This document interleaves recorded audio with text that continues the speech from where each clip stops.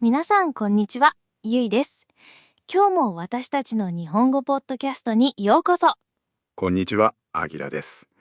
いつも聞いてくれてありがとうございます。あきらさん、最近はどうですか？何か新しい出会いとかありましたか？新しい出会いですか？特にないですね。毎日仕事ばかりでとても平和な日々ですよ。平和が一番かもしれませんよ。実は私、最近マッチングアプリでちょっと面白い経験をしたんです。マッチングアプリですね。最近は日本でもアプリで恋人や友達を探すのが普通になりましたよね。そうなんです。私の周りでもアプリで結婚した友達が何人もいますからね。それでゆいさんの面白い経験というのは、もしかしてすごく素敵な人と出会ったんですか？それがですね、即マッチした相手と会ってみたら、想像と全然違ったという話なんです。なるほど。プロフィールと実物が違う。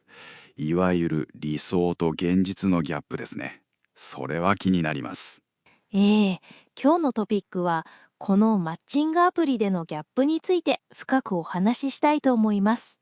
アプリを使っている人なら誰もが一度は経験する問題かもしれませんね。詳しく聞いていきましょう。まずその男性のプロフィールなんですが、写真がすごく魅力的だったんです。魅力的というのはイケメンだったということですか？顔も悪くなかったんですけど、それよりもライフスタイルですね。おしゃれなカフェに行ったり、海外旅行を楽しんだりしている写真がいっぱいありました。なるほど。ゆいさんは結構外に出かけて楽しいことをするのが好きじゃないですか。そうなんです。美味しいものを食べたり、新しい場所に行ったりするのが大好きなので、この人と一緒なら毎日楽しそうだなって思いました。だからいいねを押したわけですね。ゆいさんらしい理由ですね。ええ。それで私がいいねを押したら、すぐに相手からもいいねが返ってきて、即マッチしたんです。即マッチですね。それはすぐにお互いがマッチングしたという意味です。嬉しい瞬間ですね。すごくテンションが上がりましたよ。メッセージのやり取りもスムーズで、話しやすかったんです。でも僕なんかは少し逆の考え方をしちゃうんですよね。あんまり派手な生活を見せている人はちょっと警戒してしまいます。どうしてですか？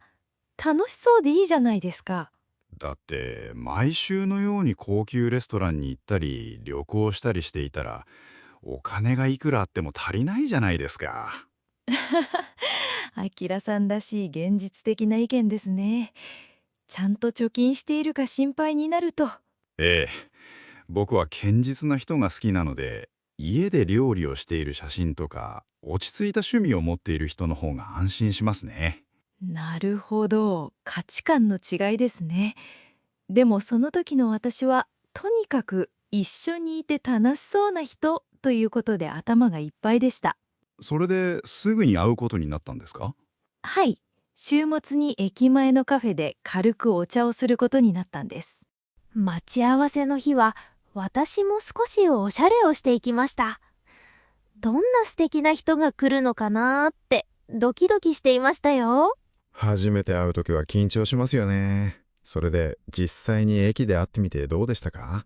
遠くから歩いてくる彼を見た瞬間、って思いました。まさか全然違う人が来たんですか？写真詐欺ですか？いいえ、写真詐欺というわけじゃないんです。顔は写真と同じでした。でも雰囲気が全然違ったんですよ。雰囲気ですか。アプリの写真だと明るくて社交的な感じだったんですよね。そうなんです。でも実際の彼はとても静かで下を向いて歩いてきて、声もすごく小さかったんです。緊張していただけかもしれないですよ。初めて会うわけですし。私も最初はそう思って、こんにちはって明るく挨拶したんです。でも彼はずっとスマホを見ながら、どうもっていうだけで。なるほど。それは少しテンション下がりますね。思い描いていた楽しくて明るいデートとは違うスタートでした。やっぱり写真やメッセージの文章だけでは相手の本当の性格はわからないものですね。本当にそう思います。でもせっかく会ったので予約していたカフェに行きました。カフェでの会話はどうでしたか？少しは盛り上がりましたか？それがですね、さらにギャップを感じる出来事があったんです。何があったんですか？メニューを見ていた時に彼がこのカフェコーヒー一杯が800円もするの？高すぎるよって文句を言い始めたんです。アキラの予想通り実はとても節約家だったんですね。そうなんです。プロフィールには高級レストランの写真があったのに、だから私勇気を出して聞いてみたんです。なんと聞いたんですか？あの写真は嘘ですかって。そんなにストレートには聞けませんよ。よく美味しいお店に行かれるんですかって優しく聞きました。なるほど。それで彼はどう答えたんですか？いや、あれは1年前の誕生日に友達と行った時の写真だよ。普段はコンビニの弁当ばかりだよって言われたんです。なるほど。つまり彼にとって一番特別な日の写真をプロフィールのメインにしていたわけですね。そういうことです。嘘ではないんですけど、日常の姿ではなかったんです。私は勝手に毎日こういう生活をしている人だと期待してしまっていました。だから堅実な性格を隠していたわけじゃないけど、ゆいさんにとっては大きなギャップだったんですね。はい。結局話も弾まなくて1時間くらいでお茶をして解散しました。ゆいさんのこの話、実はマッチングアプリでは本当によくあることなんです。そうなんですか？私だけが運が悪かったわけじゃないんですね。ええ、みんな自分を一番よく見せたいですよね。だから特別な日の写真を選んでしまう気持ちはわかります。確かに私も休日にしっかりメイクしておしゃれな場所で撮った写真をプロフィールにしています。寝起きのすっぴん写真は載せませんからね。そうですよね。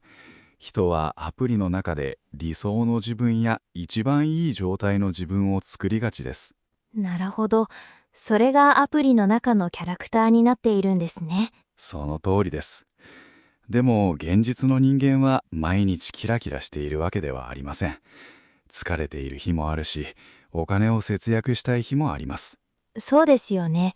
私自身も毎日パーティーしているわけじゃなくて、家でゴロゴロしている時間の方が長いです。だからこそ、プロフィールの情報だけで相手を完全に理解するのは難しいんです。私が勝手に、この人は毎日楽しいことをしている人だと過剰に期待してしまったのも失敗の原因だったかもしれません。期待が大きすぎると、少しの現実を見ただけでがっかりしてしまいますからね。これは心理学でもよく言われることです。あきらさん、じゃあ、こういうギャップを防ぐためにはどうすればいいんでしょうか？いくつか方法があります。まず、プロフィール写真以外の要素にも目を向けることですね。写真以外の要素、自己紹介の文章とかですか？そうです。例えば、休日の過ごし方について、家でゆっくり映画を見ますと書いてあったら、少しおとなしい性格かもしれないと想像できますよね。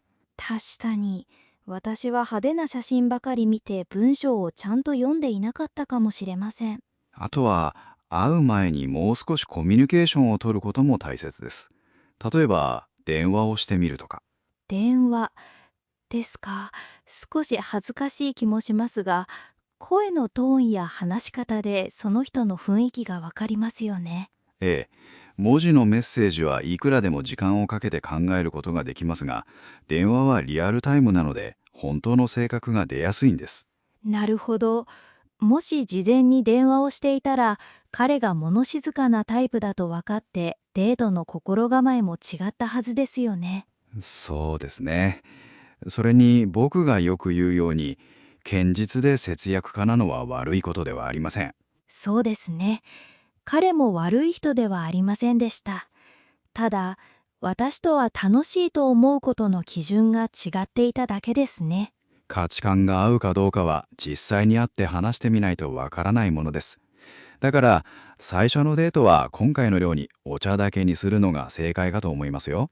いきなり丸一日デートしたり、高いディナーに行かなくてよかったです。お互いに疲れてしまいますからね。では、今回の話を少し整理しましょうか。マッチングアプリを使うとき、どんなことに気をつけるべきだと思いますか？まずは、プロフィール写真はその人の一番いい瞬間を切り取ったものだと理解することですね。はい、その通りです。日常の姿ではないかもしれないと心に留めておくことが大切です。そして、会う前にもう少しコミュニケーションをとること。できれば電話などで話すテンポや雰囲気を確認することですね。そうですね。それで実際に会うときは期待値を上げすぎないことです。想像と違って当たり前くらいに思っておくといいかもしれません。本当にそうですね。私も次に誰かとマッチしたときは、もっと落ち着いて相手を知るようにします。でもアプリでの出会いを恐れる必要はありませんよ。たくさんの人がアプリで素敵なパートナーを見つけていますからね。そうですよね。失態も良い経験になったと思って、これからもいろいろな人と話してみたいと思います。もし今度またギャップのある人と出会ったら、ぜひこのポッドキャストで話してくださいね。楽しみにしています。あはは、あきらさんは人の失敗談を聞くのが好きですね。わかりました。また報告します。さて、そろそろ今日のポッドキャストも終わりの時間ですね。今日はマッチングアプリの理想と現実のギャップについてお話ししました。リスナーの皆さんも似たような経験はありますか？アプリを使ってみたいと思っている方も、期待しすぎず安全に気をつけて楽しんでくださいね。もしこんな面白い人とマッチしたというエピソードがあれば、ぜひコメント欄で教えてください。そして今日の番組が面白いと思ったら、ぜひ高評価とチャンネル登録をお願いします。皆さんからの応援が一番の励みになります。あ、そうそう。日本語の勉強をもっと頑張りたいという方のために、今回の会話のスクリプトをトップのコメントに固定しておきます。スクリプトを見ながらポッドキャストを聞くと、新しい単語や表現の復習になりますよ。ぜひチェックしてみてくださいね。それでは今日はこの辺で、また次回のポッドキャストでお会いしましょう。